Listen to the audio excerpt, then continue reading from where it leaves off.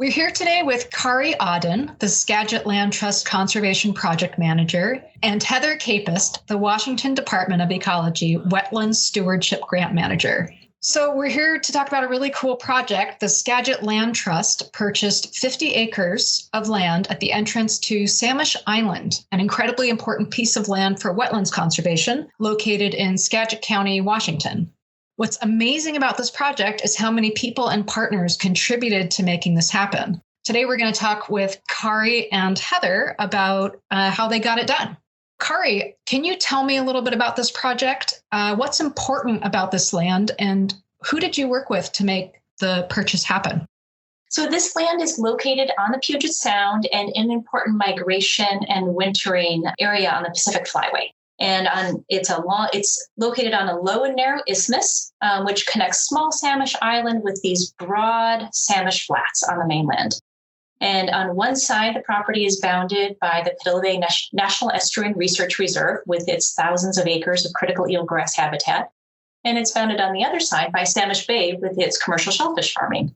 And a narrow winding ribbon of slough runs through the property, which is a remnant of what used to be this sheltered intertidal habitat and a connection between the two bays during high water events.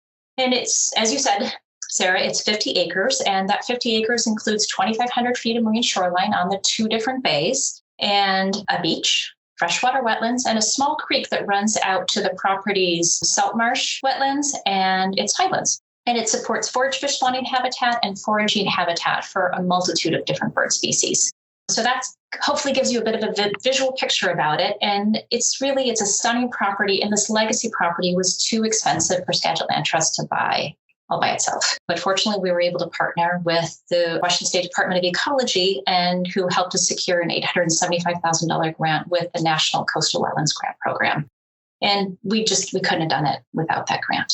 I should add that we have some other partners who were definitely supportive, and that includes the Samish Indian Nation, one of our local tribes, the Pidala Bay National Estuarine Research Reserve, Skagit Audubon, local county, a neighbor group, and then we're hoping to receive some additional state funds from the Estuary Salmon Restoration Program, which is supported by the Washington State Department of Fish and Wildlife. Thanks, Kari. It does sound like a beautiful property and a really important property. So you mentioned that so many partners contributed to this effort, but I also know that there were a lot of people, just unaffiliated people who care about conservation, who also made donations and helped make this happen. How did they get involved, and what kind of contributions did they make? Well, our local private community donated approximately $400,000 towards the project, and the support and financial generosity to purchase the property was really quite overwhelming. And it was in a short time frame. We have never tried to raise so much money in so little time. So between when we found out we were receiving the U.S. Fish and Wildlife Service Coastal Wetlands Grant and knew we could at least have a chance of purchasing this property, and when we actually had to close on the property, we had 2 months to raise money. And we couldn't take people out on tours of the land because of the pandemic. So instead, we had to reach out online, and somehow people talked to their friends, people talked to their neighbors, and the word spread. And, in the end, 277 households gave to this capital campaign. And what's really amazing is there was 80 new households, which means they weren't Skagit Land Trust members and they had never donated to us before. So it helped grow our membership base as well, which sort of gives you a sense of how this property captures the community's imagination. And it was just so heartening to see how much people care about this place. Amazing. It's amazing that you were able to get that done despite the pandemic. I just think that's so cool. So, Heather, can you tell us a little bit about the involvement of the Washington Department of Ecology? As a non-landowning agency, we really rely on our partner organizations. Our agency is tasked with the conservation, restoration, protection of wetlands in our state, but we really want to put our partners in the driver's seat, and we want them to propose the projects that are the most important in their communities. Kari and I have worked on projects in the past. We've had success with other national coastal wetlands projects that we've done together through the Fish and Wildlife Service partnership. But, we check in every couple months and talk about projects that the Land Trust might be working on to see if they are a good fit potentially for a future Coastal Wetlands grant. And when Kari brought up this project to me, I just knew it was a no-brainer. It really supports the mission of our agency, of Department of Ecology. And, so much community support being there. We just really wanted to get on board and help to submit and secure a grant for this project. And so our role is really as the state applicant, working with the service directly, have amazing support in the WSFR program and the coastal program to help us really build the best possible applications and fine tune our proposals to make them very successful. And, so if we're awarded funds, which we were here, I work as the grant manager for that federal award, but also I have a subrecipient agreement with the Land Trust, and we just work in partnership as the project progresses. Great. Thanks, Heather. And what a cool partnership. So for Kari and Heather, Kari, you can go first if you want. What do you think is special about this project in particular, and what does it mean for the local community? Yeah, so I'm going to answer that in two parts, if that's okay. So the property is valuable for conservation as it stands now in its current state, but what's really spectacular about it is what it could be in the future, because it provides an opportunity to restore salt marsh and other types of wetlands, beach and backshore habitat, and restore natural processes like nutrient delivery, within that nearshore intertidal area. And it would restoration could help us increase critical habitat for juvenile salmonids, crab, herring, and millions of worms, shrimp, and other invertebrates, and everything that eats them. Now, restoration would not be a simple process because it's going to involve breaching dikes, while at the same time protecting the road to the island and people's homes and protecting an adjacent neighbor. But being able to do restoration would help us restore a really large area of marsh. And that marsh habitat is part of the basis of the food web in Puget Sound. So it's really important as far as that. So it's exciting to have this type of opportunity, and it's really pretty rare, this type of property, for it to come along. And what it means for the local community, first, I want to call out that it's a really historic and culturally important property for the Coast Salish people. They live nearby, and I like to think of that sheltered intertidal areas. Maybe it was kind of a seafood and produce market for them. And what it is today is this property is what greets visitors and islanders when they arrive on the island. Today, the property has become part of 100 acres of trust-protected land at the entrance to Samish Island.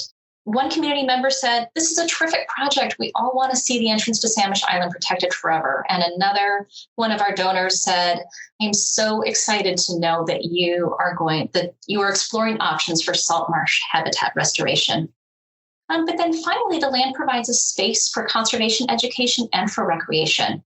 It's a perfect place to engage with nearshore environments, to investigate tidal wetlands, and to learn about connections between land and oceans, including climate change and ocean acidification. Thanks, Kari. Heather, do you want to tell us what the Washington Department of Ecology and what you think is special about this project and what it means for the local community? Yeah, so this is a really special property from our perspective as well. It's adjacent to the Padilla Bay National Estuarine Research Reserve. It's an 11,000 acre reserve that is managed by the Department of Ecology.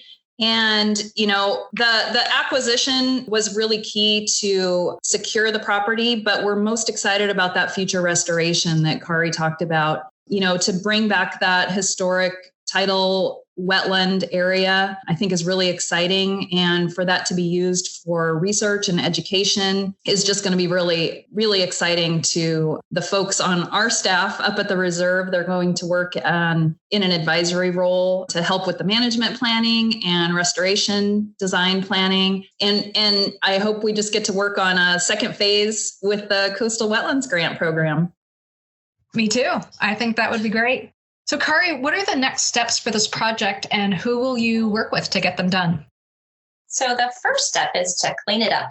Parts of the property are pretty junked out, and fortunately the Trust has experienced staff. We work with some great contractors, so we'll clean it up and along the way recycle everything that we can. Then the next step is assessment work. And the assessment work, our main partner in that, like Heather mentioned, is going to be a couple of key staff members and scientists at the Padilla Bay National Estuarine Research Reserve. And that assessment is necessary to really understand what's going on with the property. And the end result of that will hopefully be a couple of conceptual designs that we can start using to talk with our partners and talk with the community about what restoration could look like moving forward. And another step is then engaging. We'll start engaging with the community right away as we develop our project site areas management plan. And that's something that we generally do, try to get input and opinions on that. And then as we're starting to gather what's possible with restoration, it's going to be, again, engaging with the local community and engaging with all the potential partners on that restoration work.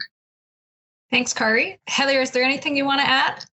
It's just been a wonderful partnership. And, I've enjoyed every project we've worked together with Skagit Land Trust, and they're just so engaged with their local community. It's a really well supported project in that area, and to have the support of the Samish Indian Nation is really important too. They want to be involved in the restoration, and that's important to us.